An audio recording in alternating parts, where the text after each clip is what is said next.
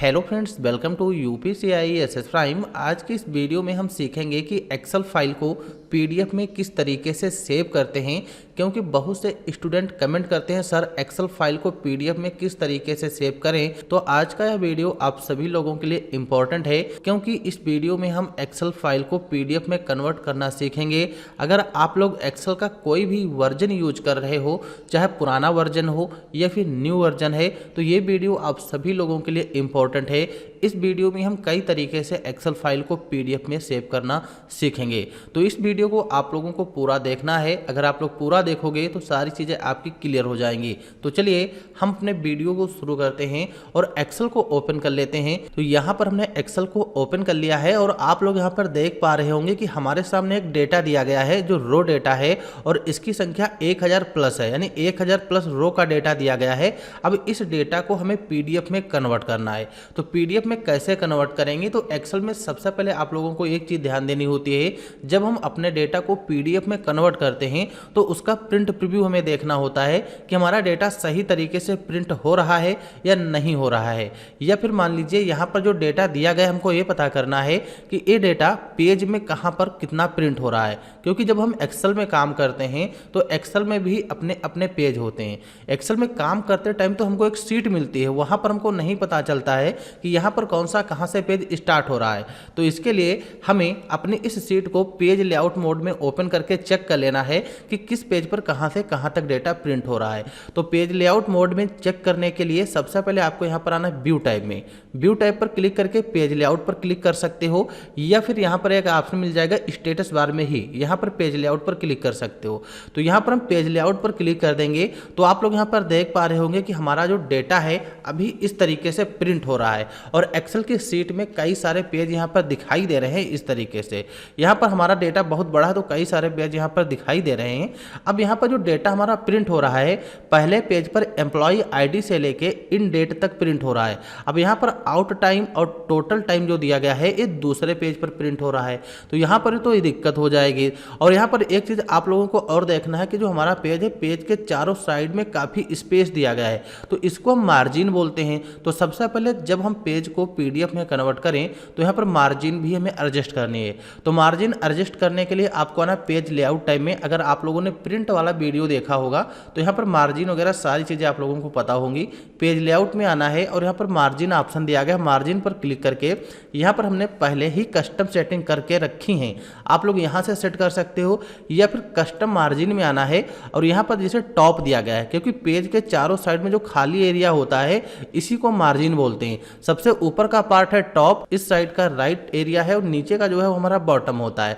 अब टॉप से हम कितनी मार्जिन छोड़ना चाहते हैं, तो टॉप से, तो यहाँ पर टॉप से हम 0.5 सेट करेंगे, बॉटम से भी 0.5 सेट करेंगे और लेफ्ट से हम 0.2 और राइट से हम 0.2, यानी कि चारों साइड से हम कुछ इतनी मार्जिन यहाँ से सेट कर लेंगे।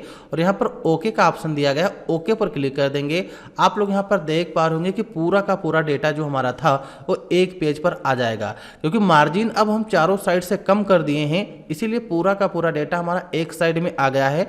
आप लोग यहाँ से मार्जिन को भी सेट करके एक पेज पे डेटा ला सकते हो। अगर मान लीजिए हमने मार्जिन चारों साइड से सेट कर दिए फिर भी एक पेज पर डेटा नहीं आ रहा है, तो इसके लिए यहाँ पर पेज लेआउट में एक स्केल टू फिट मिलेगा। आप लोगों को यहाँ पर जो विड्थ होती है डेटा की, इस विड्थ को एक पेज में प्रिंट करना है। तो यहाँ पर विड्थ में जाके आप लोगों को 1 पर क्लिक कर देना है और डेटा एक पेज पर प्रिंट हो जाएगा। अब यहाँ पर एक पेज में कन्वर्ट करने से पहले आप लोगों को सारी चीज़ें ध्यान देनी होती हैं कि डेटा हमारा सही तरीके से सेट हो रहा है या नहीं हो रहा है। तो अगर सही तरीके से आप लोगों को डेटा को प्रिंट करना नहीं जानते हो तो इसके लिए आप लोगों को जो प्रिंट वाला हमने वीडियो बनाया है, प्रिंट एंड पेज सेटअप, जिसमें सारी सेटिंग बताई हैं, वो वीडियो आप लोगों के लिए इंपॉर्टेंट है, उस वीडियो को देख लेना है। अब यहाँ पर नॉर्मल मोड में करना है तो व्यू में जाके यहाँ पर नॉर्मल पर क्लिक कर देंगे, नॉर्मल मोड में हो जाएगा। अब इसका हम प्रिंट प्रीव्यू देखना चाहते हैं, तो प्रिंट प्रीव्यू देखने के लिए कीबोर्ड से Ctrl F2 प्रेस कर देना है। कीबोर्ड से कंट्रोल F2 प्रेस कर देंगे। आप लोग देख पा रहे होंगे हमारा जो डेटा है कुछ इस तरीके से एक ही पेज पर प्रिंट हो जाएगा और टोटल हमारे पास 22 पेज हैं, यानी जो यहाँ पर डेटा था ये 22 पेज है। आप लोग यहाँ से देख सकते हो। आप लोग यहाँ पर देख पा रहे हो अभी जो हमारा पहला पेज है, पहले पेज में यहाँ पर employ ID, date, full name सब चीज़ें शो हो रही हैं, यानी जो हेडिंग है ये शो हो रही हैं। अगर हम PDF में कन्वर्ट करेंगे तो पहले पेज पे सारी चीज़ें आएंगी, लेकिन दूसरा पेज यहाँ से लेंगे तो दूसरे पेज पे हेडिंग हमारी नहीं आएंगी। फिर यहाँ पर तीसरा पेज लेंगे तो तीसरे पेज पर भी हेडिंग नहीं आएंगी। अगर हम हेडिंग को ऑन नहीं करेंगे फिर भी दिक्कत हो जाएगी। जब डेटा PDF में कन्वर्ट होगा तो हमको ये नहीं पता चल पाएगा कि किस कॉलम में कौन सा डेटा लिखा हुआ है। इसीलिए हम चाहते हैं जो हेडिंग है जितने भी पेज हों जो PDF में कन्वर्ट हों सभी में हेडिंग हो। तो इसके लिए हमें क्या करना है, पेज लेआउट टाइप में आना है और यहाँ पर प्रिंट टाइटल्स का ऑप्शन मिलेगा, इस पर क्लिक कर देना है और यहाँ पर देखो दिया गया है रो टू रिपीट टॉप, इस पर क्लिक कर देना है। रो टू रिपीट एट टॉप जो दिया गया इस पर क्लिक करना है और यहाँ पर जो हेडिंग वाली हमारी रो है इस पर क्लिक कर देना और यहाँ से ओके पर क्लिक कर देना है। यहाँ पर हम ओके पर क्लिक कर देंगे, यह हेडिंग हमारी पूरी सेट हो जाएगी।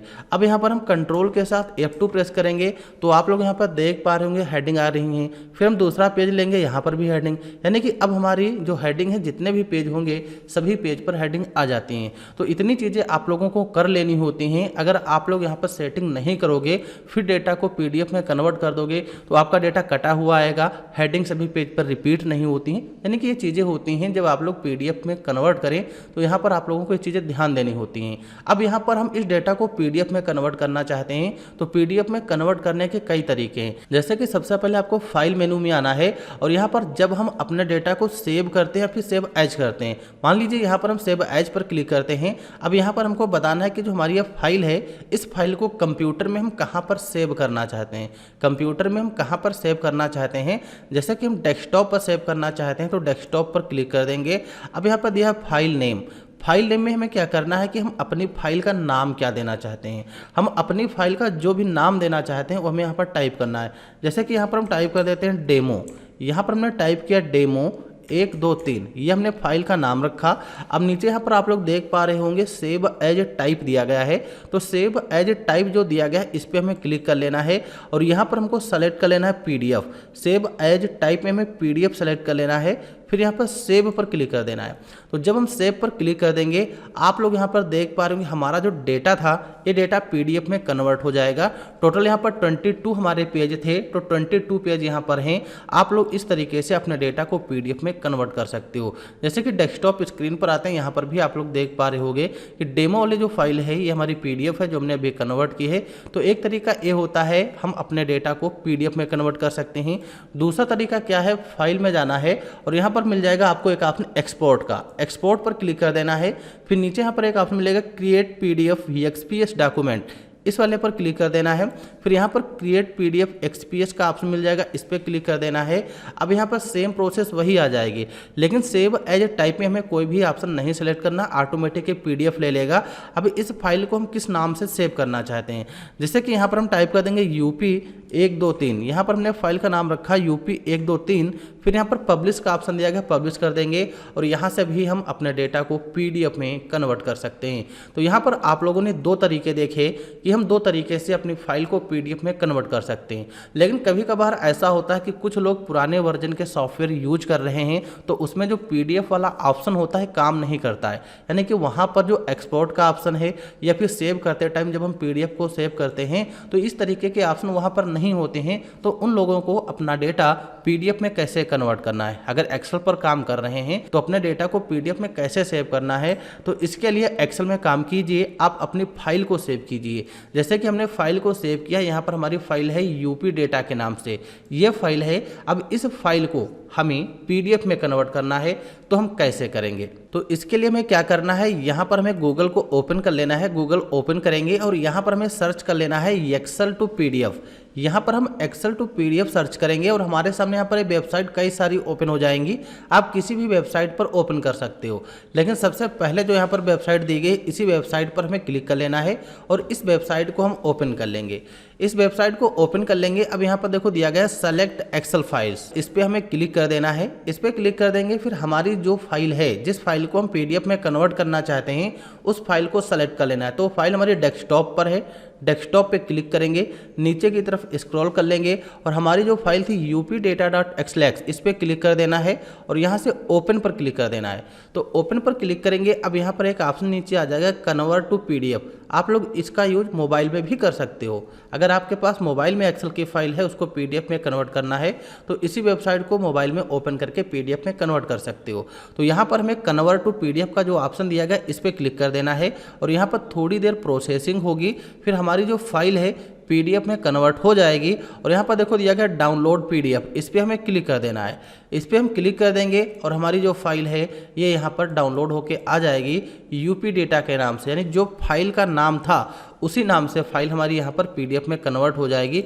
जैसे कि यहाँ पर हम डेस्कटॉप पर आते हैं, आप लोग यहाँ पर देख पाओगे डाउनलोड वाले में आना, दिस पीसी में आएंगे, डाउनलोड वाले सेशन में आएंगे और यहाँ पर देखो दिया गया up.pdf ये फाइल है। और इस तरीके से हम एक्सेल फाइल को अगर पीडीएफ में कन्वर्ट करना चाहें तो कर सकते हैं।